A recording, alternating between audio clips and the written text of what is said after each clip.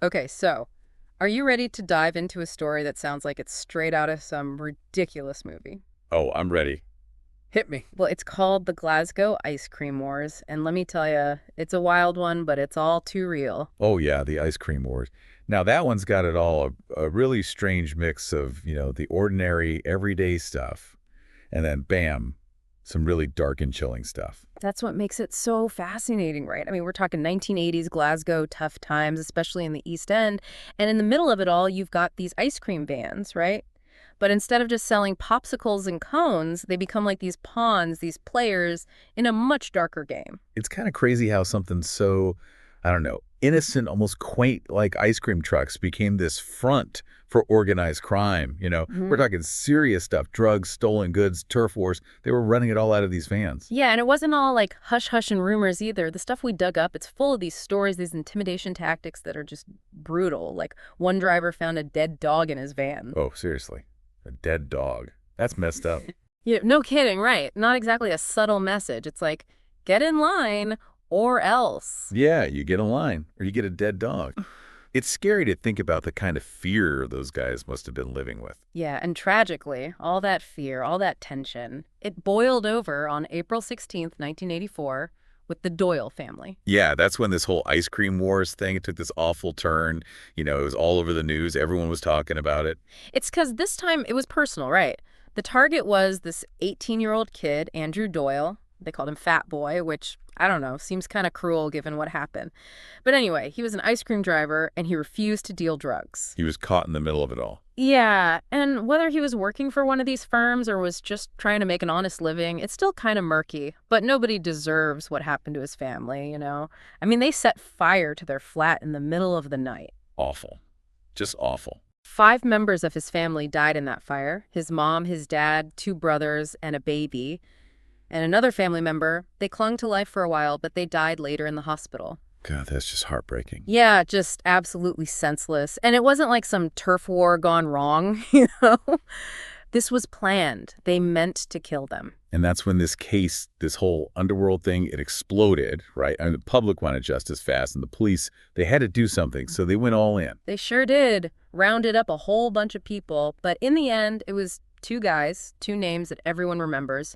Thomas T.C. Campbell and Joe Steele. They were convicted for the murders and became the faces of this whole tragedy, even though from day one, they said they didn't do it. They always maintained their innocence, huh? Always. They said they were fitted up, which, for anyone who doesn't speak Glaswegian, basically means they were framed by the cops. So they were saying the evidence was planted, the whole thing was a setup. Exactly. And at first it seemed pretty open and shut. Like they had this witness who claimed he overheard Campbell confessing.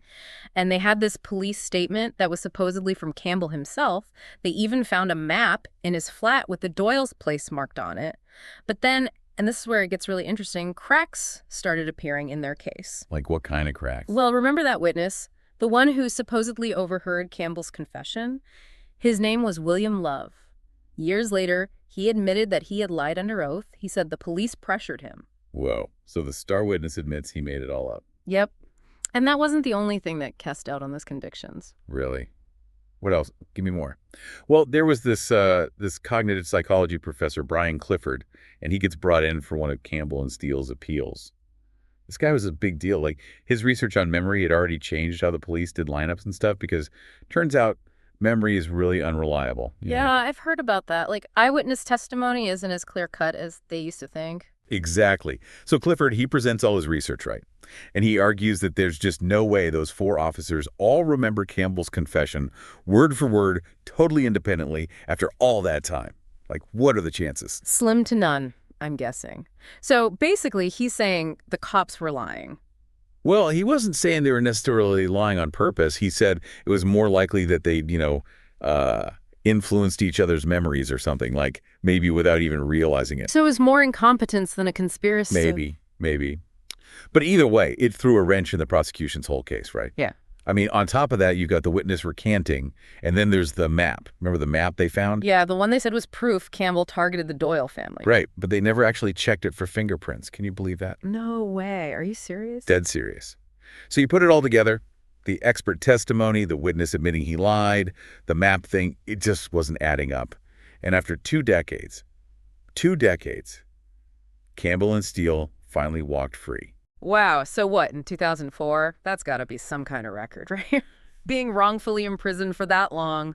What a nightmare. Yeah, it was a huge deal, not just for those guys, but for, like, the whole justice system, you know? Yeah. It really made people think twice about how much weight they gave to police testimony and how easy it was to build a case on basically nothing. I bet. It makes you think about the backdrop of all this, too. Like, I mean, Glasgow in the 80s wasn't exactly a walk in the park, was it? No, definitely not. Think about it, right? Shipyards closing down all over the place, people out of work, organized crime. They were practically recruiting on every corner. They offered people a way out, even if it was a dangerous one. And I guess when you're desperate, those kinds of offers, they don't sound so bad, huh? Right. It's like a perfect storm, you know. People are hurting, they need money, they need hope, and boom, organized crime steps in with this whole other way to make a living. Those ice cream vans, they weren't just about selling ice cream, man. They were like a symbol of something bigger, a symptom of a city that was hurting. So we've got Campbell and Steele finally free after all those years. That's got to be some kind of justice, right? It is, but then there's the other side of it too, right? The question that's never really been answered. Which is, who actually set that fire? Who killed the Doyles? Exactly. Campbell always said it was this other gangster. What was his name? Tam McGraw. Big-time gangster in Glasgow back then, but nothing was ever proven. So what, McGraw just gets away with it? Seems like it. I mean, he died a few years back, so even if they did find something, it's not like they could bring charges or anything. Case is probably closed forever. So it's a cold case, but not really, right? Because we kind of know who did it, but there's just not enough evidence to actually do anything about it. Yeah, that's about the size of it. It's one of those things where even if Campbell and Steele were innocent, and I think most people believe they were, there's still no real justice for the Doyles. It's just sad, you know? Yeah, totally. Their family was just wiped out. And for what? So some gangsters could sell more drugs out of an ice cream van? It just doesn't seem real. That's the thing about this whole story, right? It's like this weird mix of the absurd and the tragic, like something out of a Tarantino movie, but with real people's lives destroyed. Exactly. And it makes you think, like, how often does this kind of stuff happen? How often do innocent people get caught in the crossfire while the real bad guys, they just, I don't know, they just keep on going? It's a scary thought, you know? And I think it's easy to look at this case, the Ice Cream Wars, and just think, oh, that was crazy, but it was a long time ago, different world.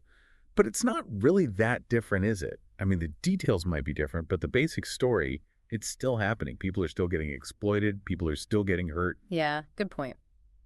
Okay, so before we wrap up, let's bring it back to the beginning. We started with these ice cream vans, this turf war, right? But then we learned it was about so much more than just ice cream. Right. It was about power, about money, about survival, about a system that leaves some people with no options and then punishes them for making the wrong choices. It's a good reminder that things are rarely black and white, huh? There are always layers to these stories. For sure. And that's on us, right? To not just accept the easy answers, the simple narratives, to dig a little deeper, ask some hard questions. Yeah. Because the truth, it's usually a lot messier than we want it to be. Well said. Well, on that note, I think we've just about reached the end of our scoop on the Glasgow Ice Cream Wars. What a wild ride. Big thanks to you for joining us for this deep dive. Until next time.